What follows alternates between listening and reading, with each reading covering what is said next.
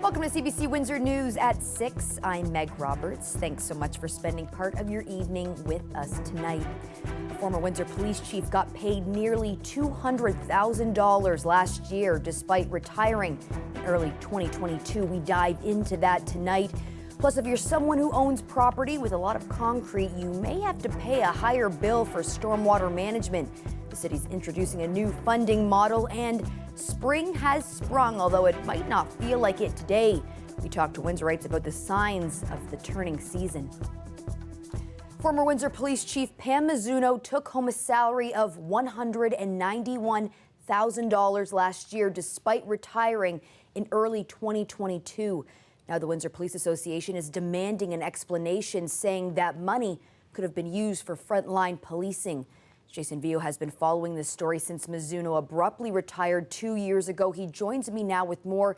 Jason, how was Pam Mizuno paid that large sum of money last year, even though she didn't work at Windsor Police? Well, Meg, it relates to a mysterious retirement agreement that officials don't want to talk about. So let's lay all the facts out here. On March 22nd, 2022, Mizuno announced her retirement. It was sudden and very immediate, as it took effect only 9 days later. Now, this retirement came in the middle of her 5-year contract as chief. That next day, on March 23rd, 2022, CBC News asked Police Board Chair and Windsor Mayor Drew Dilkens if Mizuno would be paid out for that contract. Have a listen to that interaction. Does she get paid her regular salary for the rest of the contract, or is it now? No, she doesn't get paid. Her contract went until October 2024, so she does not get paid her contract till the end of that time, no. Now, we did reach out to him today to see if we could clarify those comments and get an explanation as to why Mizuno was paid last year, even though she didn't work at Windsor Police. We asked for an interview today or anytime this week. A spokesperson said, quote, "The mayor is not available." It's also important to note Mizuno was paid a full salary of $266,000 back in 2022, even though she only worked for the first 3 months of that year. We did ask the mayor about that last year. Have a listen to a bit of that. I can't tell you if it's standard in the past, but I can tell you that she has retired from the organization, and the board is aware of all of the details, as is the chief, and it's about an identifiable individual, so I can't talk about the matter. We did look at the Sunshine List for Al Frederick, though. He retired in June of 2019. His salary on the Sunshine List there was $133,000, about half of what he made for the full year last year, which is what people would expect. Why is there such a discrepancy with when he retired mid-year versus when Mizuno retired in the first 3 months of last year? Well, I think I'll go back to say I cannot talk about an identifiable individual of the service, and I'll just stand by that comment. Jason, we know the Windsor Police Association wants some answers on this. What are they saying?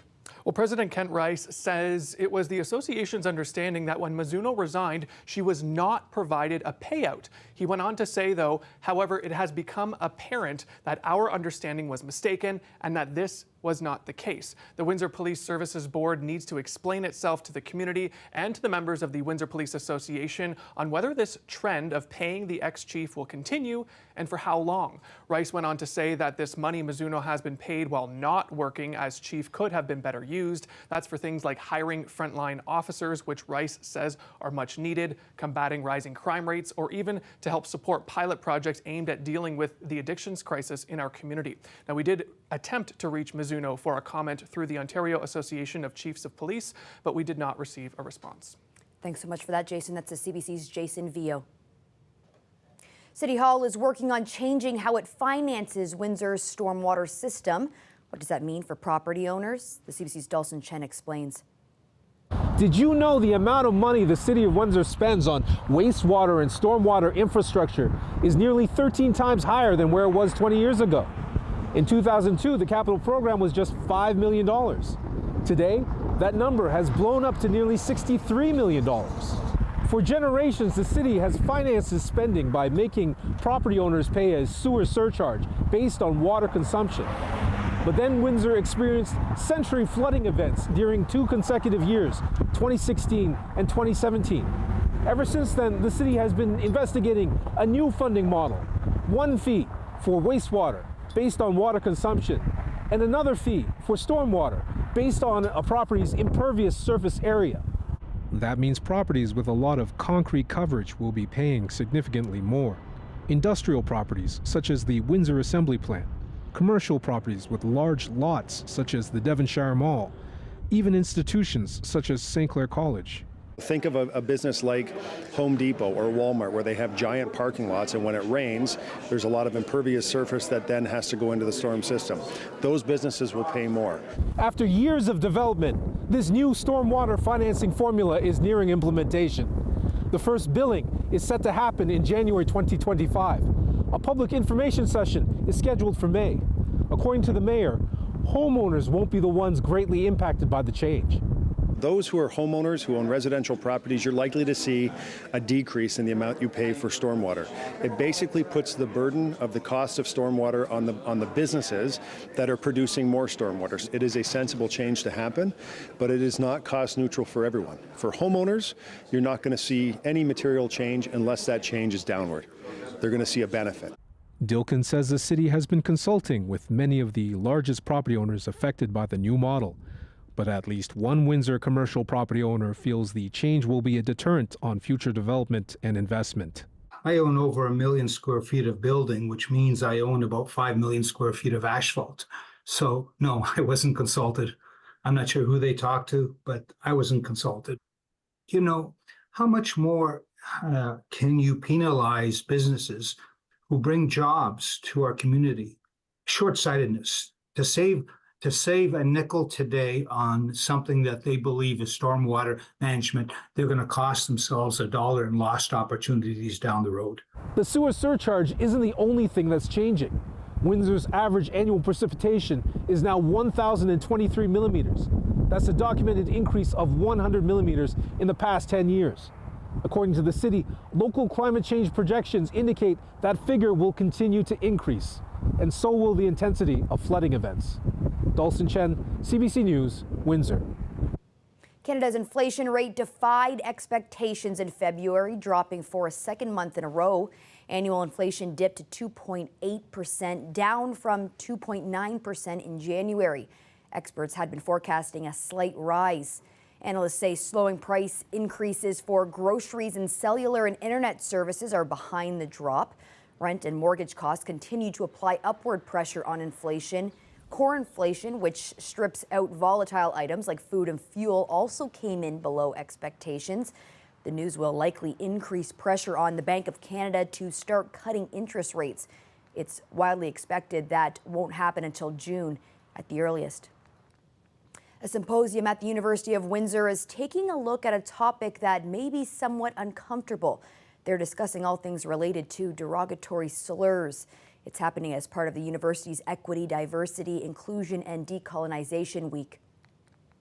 We wanted to open this symposium with really looking at the historical context of slurs and just how did these slurs originate and why did it have the negative connotation attached to it.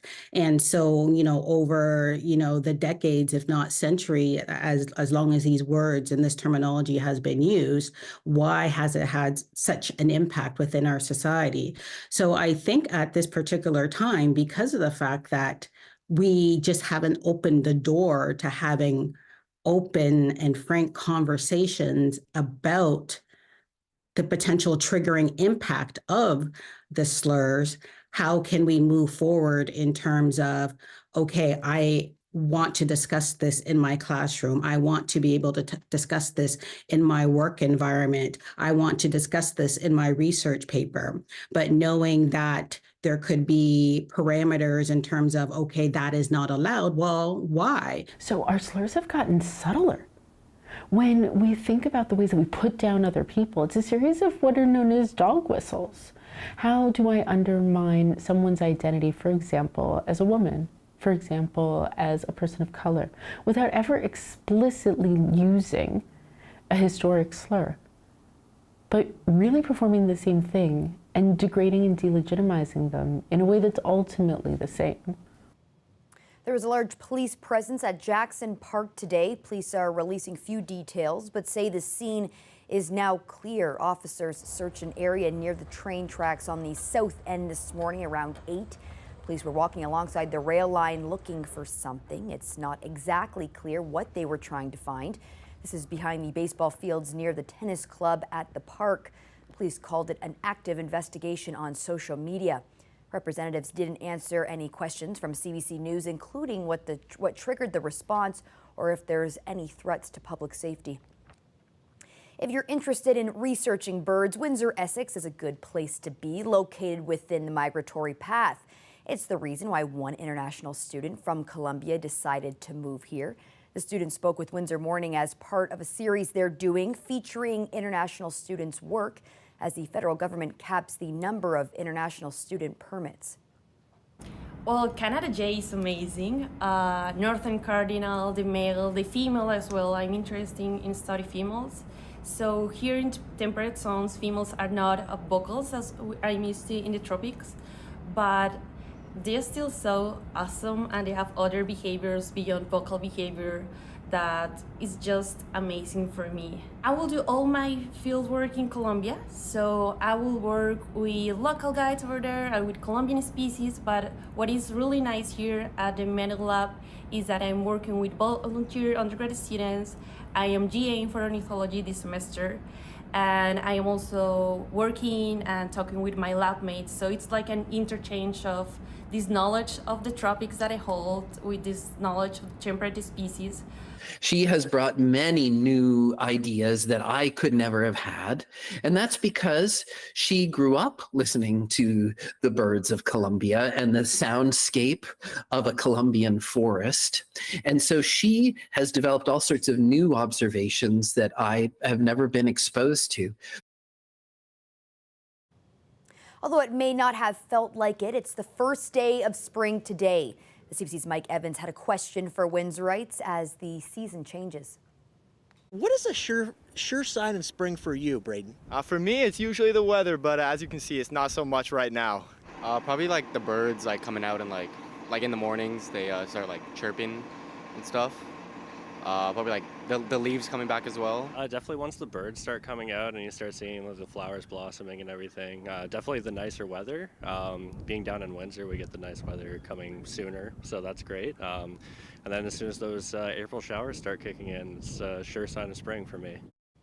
Some residents in Lakeshore aren't pleased about receiving a new postal code. Canada Post has said it's necessary because of a significant community growth. But what goes into making a new postal code? Windsor Morning's Amy Dodge explains. Lakeshore is getting a new postal code. N0R180 has been the postal code for several years. Postal codes have been around for more than 50 years. And a lot of us know why that is, why we have a postal code on our letter, but when we mail it, what do those letters and numbers actually mean? I'm going to show you.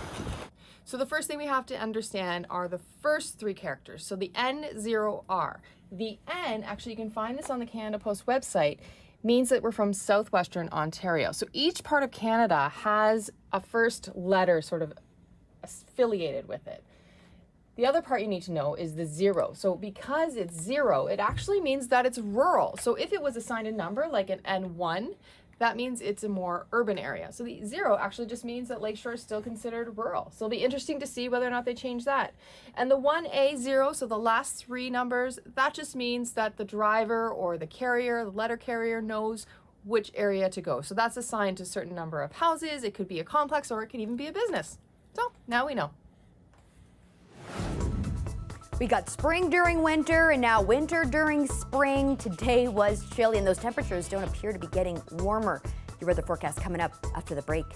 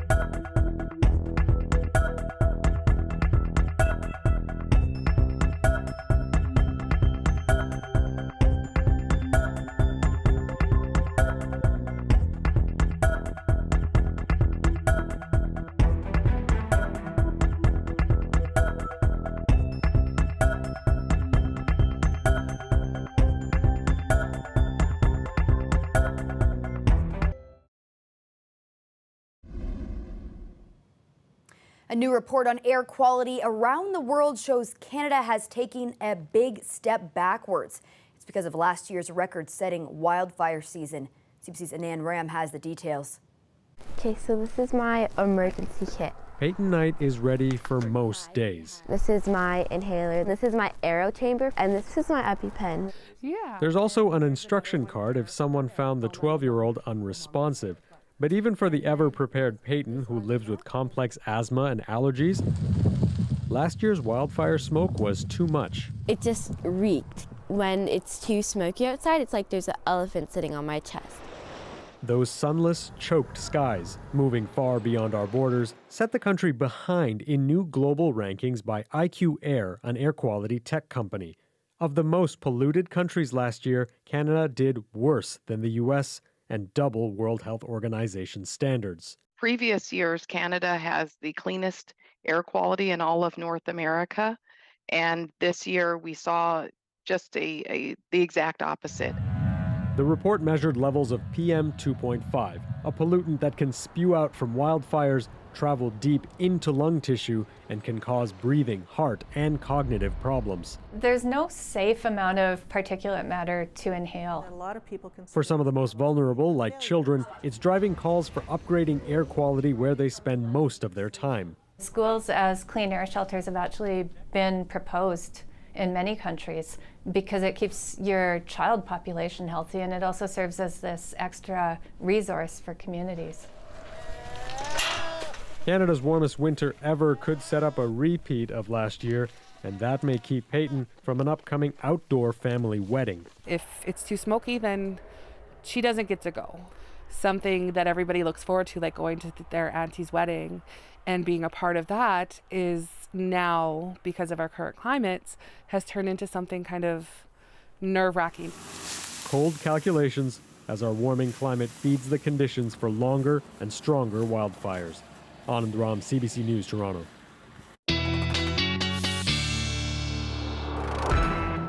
Colette, happy first day of spring. Happy spring. Hello, spring.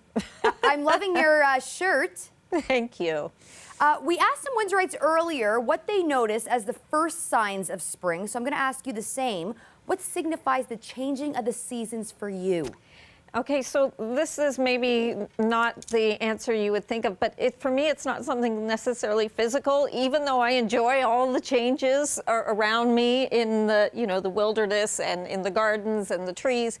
It's a feeling, like it's something internal, I think, changes for me. And when I step out to walk my dog, there's just a different skip in my step as the outside environment is changing. I know exactly what you mean, and that's why I was going to say the smell, actually, that earthy, grass-like scent. It's almost like the smell of plants growing, but I think that kind of goes to what you're saying about this kind of feeling. Yeah, it's like new life, right?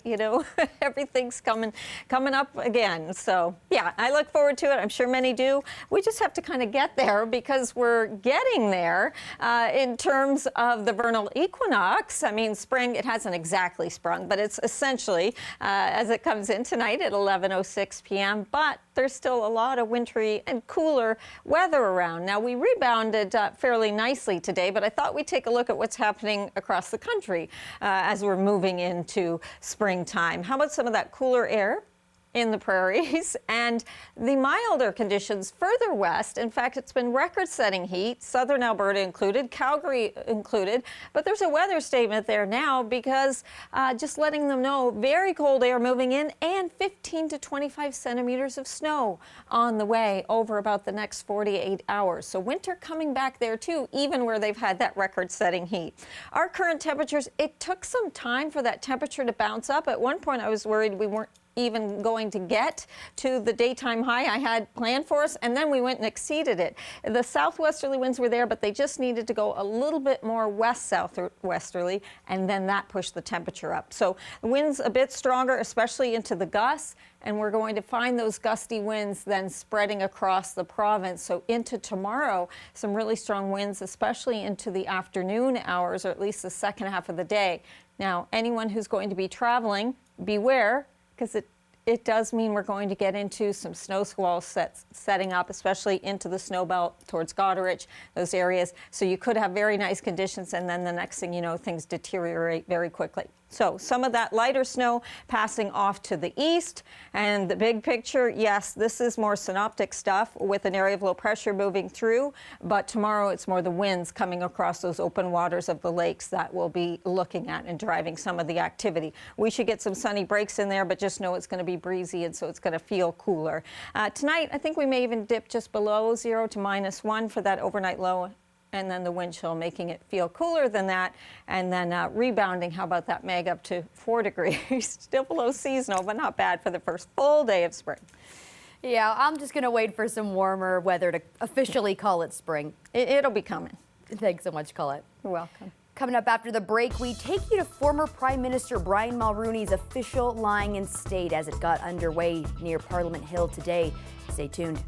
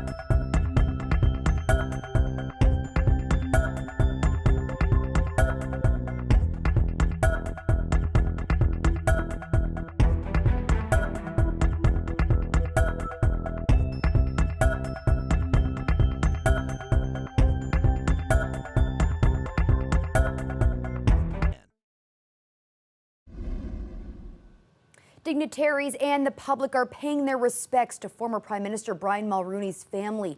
Mulroney's Progressive Conservatives governed the country for nearly a decade, from 1984 to 1993. The CBC's Ashley Burke reports.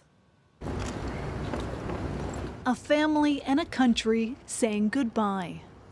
former Prime Minister Brian Mulroney lying in state near Parliament Hill. His wife Mila, daughter Caroline, and 3 sons, Nicholas, Ben, and Mark, greeting Governors General present and past. Somber, sad, but inspired by a man who has left such an example for all of us to follow. Michaëlle Jean shared what she said in her final goodbye. That my heart is with him, that I said to him that he meant a lot to me in difficult times, when he would take the time to call me. Jean said she admired Mulroney's sense of conviction.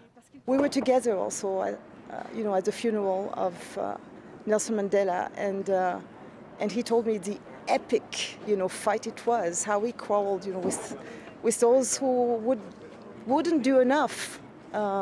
He did with Margaret Thatcher, he did with Ronald Reagan, telling them that they had to do more because apartheid was a crime against humanity in South Africa. Diplomats among those first to pay their respects and reflect on his legacy.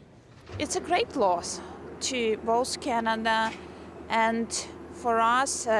Prime Minister played a historic role because he was the first leader in the Western world who recognized Ukraine's independence.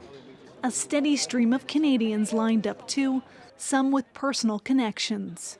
When Mulroney was the Prime Minister, he came and met with our cabinet and met with our people.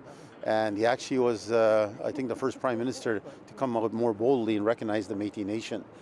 He used those exact words, the Métis Nation, and it touched every one of us. Robin Averill showed the family a photo of one of his many performances singing for Mulroney. Oh, he was great. He used to love to get up on stage with me and sing. And this, of course, we all know what his favorite song was When Irish Eyes Are Smiling. When Irish eyes are smiling. The public visitation in Ottawa continues until Wednesday afternoon. Mulroney will then lie in repose in Montreal before the state funeral. Ashley Burke, CBC News, Ottawa. Just when residents of Tokyo thought it was safe to go outside, this happened.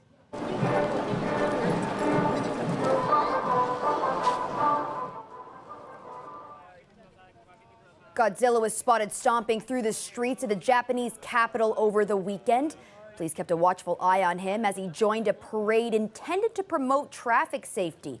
The monster, who first reared its scaly head in 1954 movie, attracted a lot of attention. Fans got close enough to take photos without being trampled underfoot. Well, that's it for CBC Windsor News. Don't forget, for news anytime, you can go to our website at cbc.ca/Windsor. You can also download the CBC News app for stories that matter most to you. And don't forget to watch The National tonight at 9 on CBC News Network, 10 p.m. on the CBC News app, CBC TV, and streaming on CBC Gem and CBC Explore. Thanks so much for tuning in. Looking forward to seeing you back here tomorrow night.